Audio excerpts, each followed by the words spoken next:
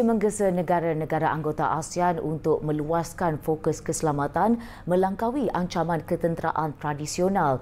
Menteri Pertahanan Datuk Seri Muhammad Khalid Nordin berkata rantau ini mesti memberi perhatian yang lebih besar terhadap risiko yang ditimbulkan oleh pelaku bukan negara dan serangan cyber yang sudah menjadi semakin kompleks tanpa sempadan.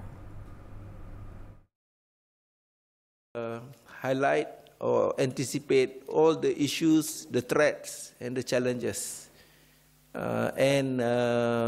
so that ASEAN member states can come together and work together. For example, I give an example. For Malaysia, we are telling ASEAN member state, we just don't look at the South China Sea as a threat, because even a threat can come from cyber.